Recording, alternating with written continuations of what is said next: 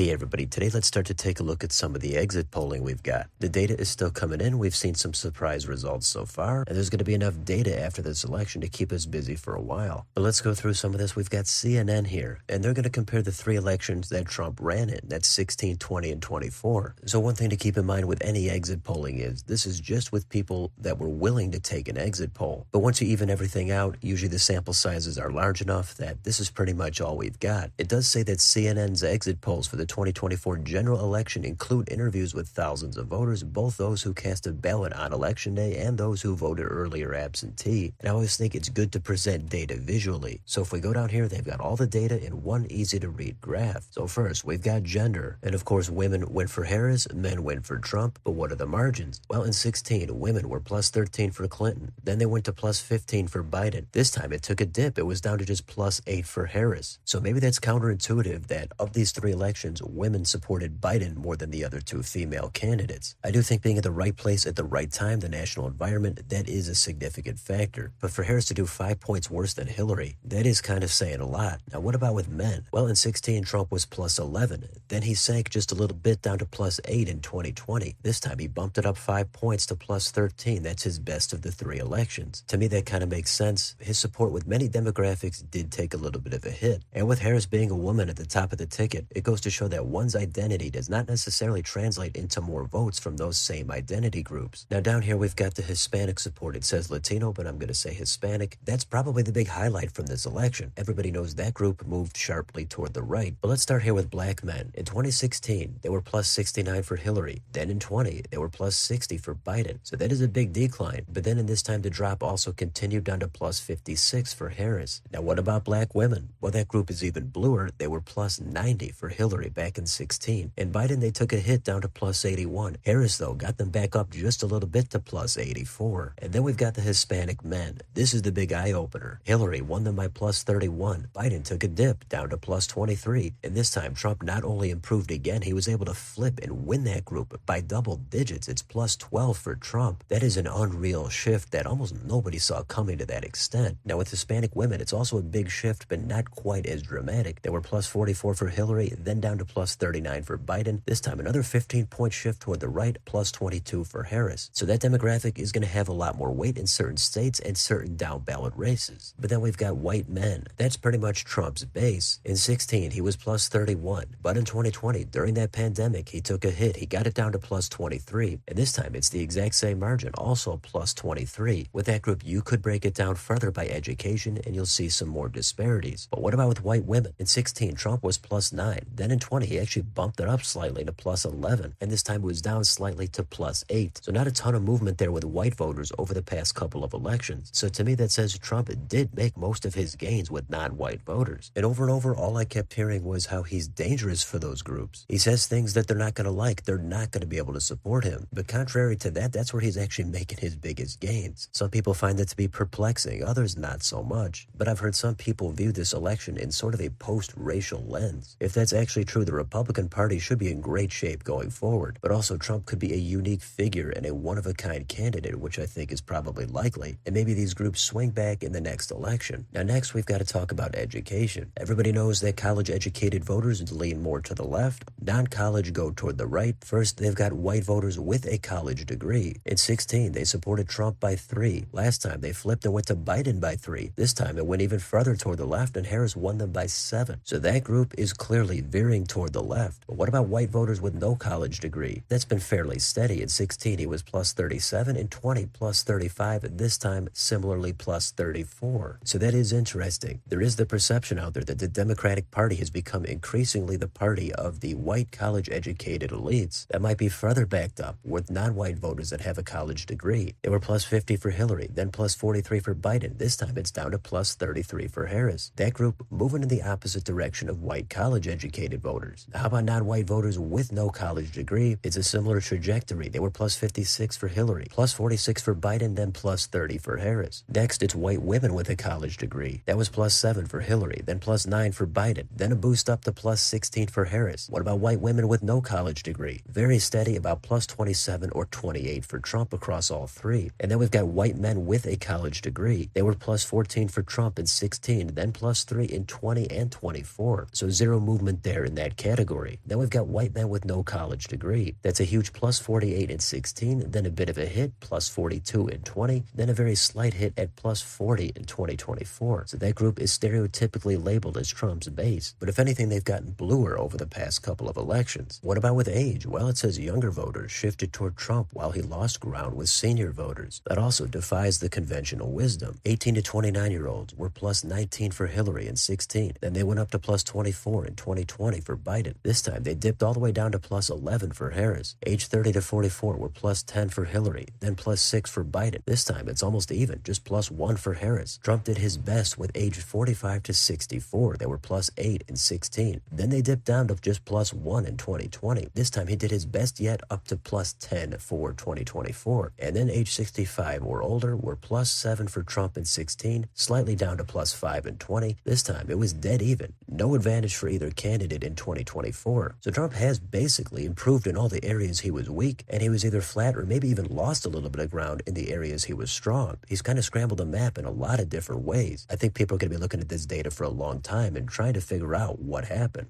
What about population density? Well, we've got rural voters. They were plus 27 for Trump in 16. Then they went down 8 points to plus 15 in 20. Then he doubled that up to plus 30 in this election. So that is also Trump's base. This time he was able to get that support way up. Suburban voters, those are key. They were plus 4 in 16 for Trump. Then Biden won them by 2 in 20. This time Trump won them again by 4. And urban voters, plus 26 for Hillary in 16. Then Biden, plus 22 in 20. This time similar, plus 21 for Harris. Then the next part is not really a surprise at all, the view of the economy. If you thought it was excellent or good, this time you were plus 83 for Harris. And if you thought it was not good or poor, you were plus 42 for Trump. It's going to pretty much flip depending on which side you're on and which party is in power. If Trump was in power right now, I bet Democrats would think the economy is not good at all, while Republicans would flip and say what Democrats are saying and that there's a lot of underlying metrics that are in their favor. The bottom line is voters are not really sold on the economy being that great. And you can back that up even further by looking at people's financial situations. If you're better off now than 4 years ago, you were plus 68 for Harris. That's a lot higher than the plus 46 last time for Trump. And if your financial situation is about the same, you were plus 41 for Harris. That's an increase from plus 31 last time and a huge increase of the plus 2 for Hillary in 16. And if you thought you were worse off than 4 years ago, it's a big plus 64 for Trump. Then we've got abortion. If you think it should be legal in all cases, you were plus 77 for Harris. That's up from plus 62 for Biden. That makes sense because in between those elections, we had the Supreme Court Dobbs decision, and generally support for abortion has increased. If you want it legal in most cases, that went from plus 38 for Biden down to plus 0 in 2024. If you want it illegal in most cases, it went from plus 45 for Trump to plus 85 for Trump. That's a big increase. And if you want it illegal in all cases, it went from plus 63 for Trump to plus 77 for Trump. Now, one thing these tables don't show you is what percent of the electorate each of these groups are. Legal in all, and especially in most cases, is going to be a big chunk of that electorate. Next, we've got ideology. It says Trump made inroads with moderates. Liberal voters were plus 74 for Hillary, then plus 79 for Biden. This time, Harris did even better, plus 84. Moderates were plus 12 for Hillary, then Biden at plus 30. This time, back down to plus 17 for Harris. Conservative voters went toward Trump by 65 and 16. Then they went for him by 71, and this time he bumped it up 10 more points to plus 81. So Harris getting almost all of the liberals, Trump getting almost all of the conservatives. Moderates, though, did break for Harris. Then, did voters vote for their candidate or against the other candidate? Well, this entire election, we've seen more Democrats coming out to vote against Trump than Republicans coming out to vote against Harris. But if you're voting for your candidate, in 2020, it was plus 7 for Trump. This time, he got it up a little bit to plus 11. And if you're voting against the opponent, Biden was at plus 38 in 2020. This time, Harris was plus 23. So still a lot of voters coming out to vote against Trump, but just not quite as much as 2020. The last sentence here does say overall, roughly 3/4 of voters said they were mostly voting to support their candidate, not to oppose their rival. And the last section they've got here are first-year voters. So if this is the first time you voted, last time in 2020, Biden won them by a huge 32 points. This time they swung hard toward the right, and Trump won them not by quite as much, but he won them by 13. And if you voted in the past, last time it was a tie, nobody had an advantage. This time, slight advantage for Trump, he was at plus 2. So it looks like Trump was able to get out a lot of those low propensity first-time damn voters. And that's what these CNN exit polls are telling us. There's always going to be some mixed signals out there. It wasn't a complete wipeout in every single aspect for Harris, but it is much closer to that than not. Trump approved across nearly every demographic in nearly every state. He did better than he did in 16, and it looks like he even won the popular vote. And he did that with tons and tons of baggage and opposition. It is an impressive win, even though I thought he would get it done. I didn't think it would be to this extent. And with Trump scrambling the map with plenty of different demographics, it could change how both parties try to court voters going forward. It looks like the Republican Party is pretty much done with the obviously establishment, more moderate candidates like Mitt Romney. So we don't know where they're going to go from here. We don't know how the Democrats are going to respond. But this is a pretty big blowout here for Trump. It did not extend to a red wave in the U.S. House. If it did, he would have had a 20 or 30 seat majority. But he far exceeded everybody's expectations for president, and he did well in the Senate. He pretty much did what everybody said he could not do. And even though we're still getting data in, this data shows it was a pretty solid shift in his direction. So I'm sure we'll look at more in the future. We could look at some different states. There's a ton out there. It's going to take some time. But let me know in the comments, what do you think about any of this exit polling data from CNN? I'm sure the Hispanic shifts are the big highlight. But is there any other data you find notable? Let me know what you think down below. On your way out, don't forget to like, share, and subscribe. Join if you'd like to support the channel. Thanks for watching, and I'll see you next time.